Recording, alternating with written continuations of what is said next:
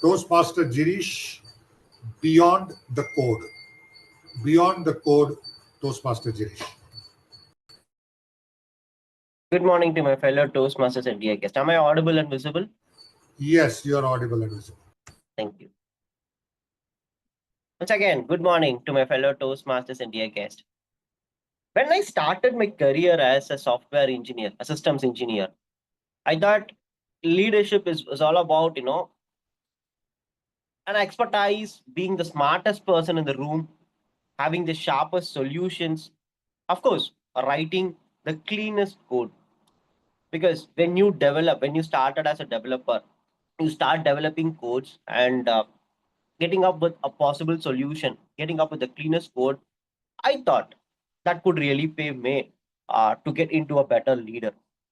But as a years later, today I'm being a senior technical lead in HCL, leading a team of 10 engineers and handling a high pressure situations. I realize leadership is not just about the code, it's about the people, it's about the presence, and it's about navigating cars with the calm. Today, I'm here to share my experience, a lifetime story, the escalation that really taught me more than any training. It was a regular Tuesday. Generally, we used to have calls on Tuesday morning only after, every day after 12 p.m. But this day, actually, I got an urgent call at 9 a.m. in the morning. One of the biggest clients was in crisis. The system was down globally, impacting thousands of customers, and they were breathing on fire. You know, they were breathing fire on every calls. They were in a high tense. Tensions were very high. The customers wanted immediate answers. Uh, my team looked at me, hoping I had some magic. I had some magic to fix this. But the truth is, I didn't. Because I do not know what is the root cause for this problem. The pressure was mounting, and all eyes were on me because I was the one who's leading the team. In that moment, I realized my team didn't need a coder, but they needed a leader. I took a deep breath, gathered my team, and laid out a plan. It's not just a technical plan, but it is just a communication plan. It is where you start communicating with your team members to identify what is the root cause for this problem, and what are the solutions could be met. A kind of a retrospective meeting, we could really say. So the main components or main agenda of having this meeting is to investigate which components, who would document the findings in real time, who would communicate with the customers at regular intervals. So these were three important things that I really came up with on having an immediate meeting with my team. And most importantly, I made sure that every team member was here.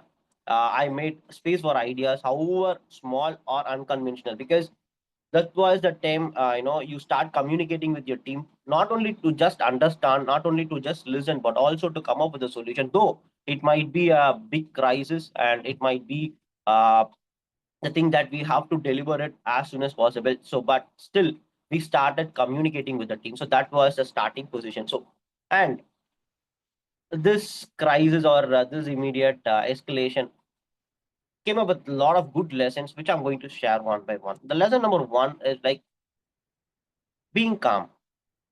In high pressure situations, emotions spread faster than facts. If you are in a very uh, emotional stage, you could not handle the team, you could not handle the crisis in a very easier way. So, and being a leader, the team is going to follow you. You have a lot of responsibilities to stay calm first. If the leader is anxious, the team spirals. But if the leader is calm, composed, and confident, the energy really stabilizes the room. That day, I kept myself cool, even when internally I was completely stressed, because 9 a.m. in the morning, you just take up an office call and get a lot of things, a lot of accusations on you, on your team, and you don't know how to handle it. Obviously, you're going to stumble. But I did not show that outside. But because I stayed composed, the team remained focused. Because of me staying composed, the team remained focused. Uh, we try to analyze what is the root cause for the problem first. We started finding solution. We started hearing from each and every one, because everyone had a different hats. Everyone had different solution. The thing is not to just pick a solution from an experienced guy, but to understand like how every people are looking up to this problem. So that was the first thing, to stay calm, and the next thing is to listen to everyone. Listening is what I will say as a leading.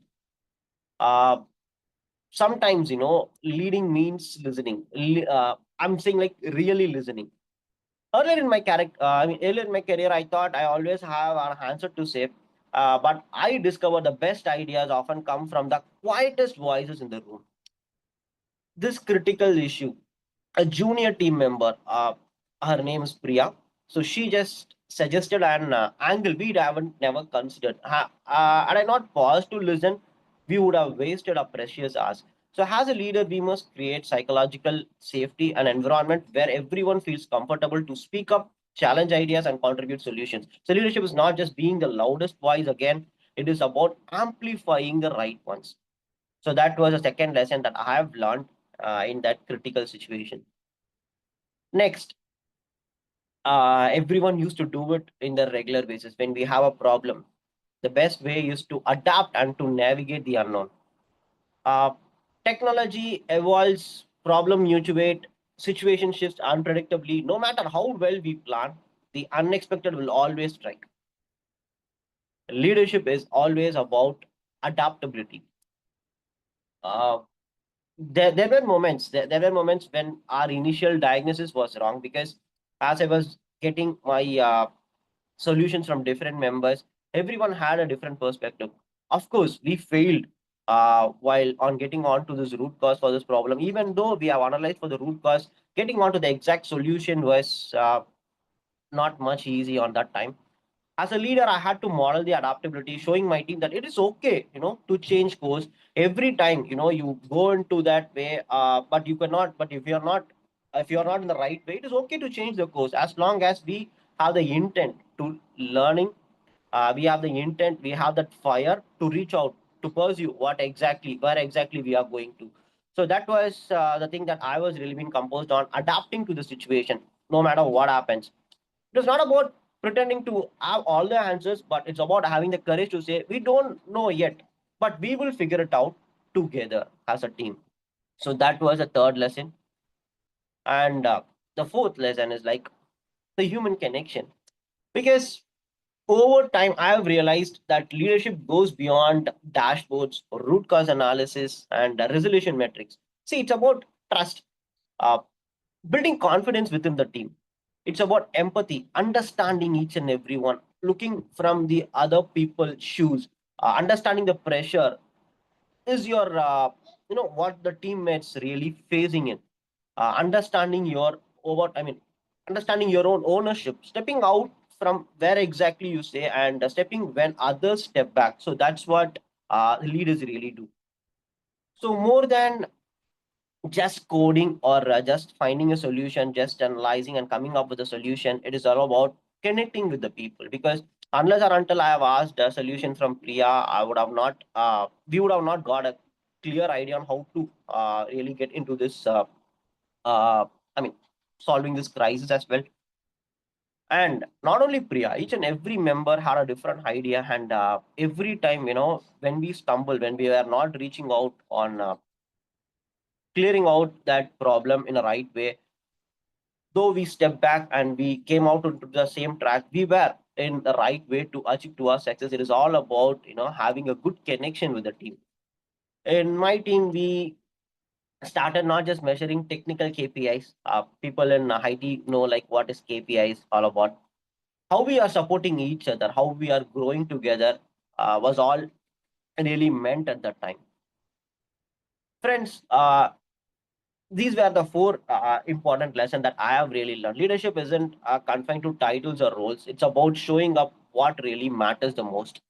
It's about beyond the code into the realm of people, communication, and having an emotional intelligence.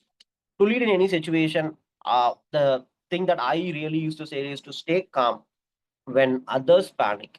Listen more. then you speak and adapt with a confidence, which will really pave way to your success. Thank you for patiently listening to my story, and back to the Toastmaster of the day. To call upon Toastmaster Rajeswari to evaluate Toastmaster Jirish speech.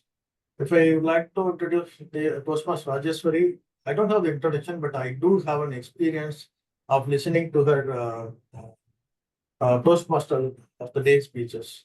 I always wondered how she could get so many. I think she has, as long as I know, I think she has taken 2 to 3 Toastmaster participated, given 2 to 3 Toastmaster of the day speeches, and enthusiastically and elaborately she has given.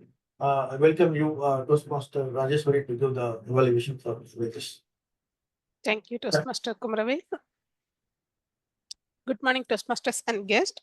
Today, Toastmaster Jirish gave wonderful speech under title Beyond the Code. In his speech, he has clearly explained his view of leaders. Later, how he became as a leader. The lessons he learned was enunciated very clearly. And moreover, he clearly explained the pragmatic approaches he applied during the retrospective of the crisis that his stakeholder faced. And the lessons he explained was very clear. It is very common to all leaders being calm, and being calm, what all the benefit he get out of it was clearly explained. And moreover, he was very, as a leader, it is very essential to listen everyone. Since he was being a listener, how one of his team member opened up and gave some solution to solve the crisis. It was very clearly explained. Moreover, the benefit he get out of it as a leader is highlighted here. Other than that, one of the very important lesson he mentioned here is adaptability. If we are ready to adapt, then only we will get matured over the period of time. That maturity will lead us to a very good leader in future. That is highlighted very well here. Other than that, human connection. Being a empathic leader is very important in all the aspect. It is highlighted here how he is being an empathic leader and how it helped him to solve the problem that was identified by his client. In his speech, the speech content is very appropriate, and he, as per the objective of this speech, he explained his experience as a leader, and his speech clarity, eye contact, and vocal variety, everything is good in his speech. I found a few recommendations in his speech. That is, as per this speech objective, he would have explained the feedback that he received after he played as a leader. That part alone missing in this one. Other than that, since he is delivering his speech in by sitting, I could not capture all the Gantt gestures. So it is good to give the speech in stand-up mode. That's the only thing he has to improve. Otherwise, today Toastmaster Jirish really hitting the ground running as a leader. Over to you, Toastmaster Kumaravel. Thank you.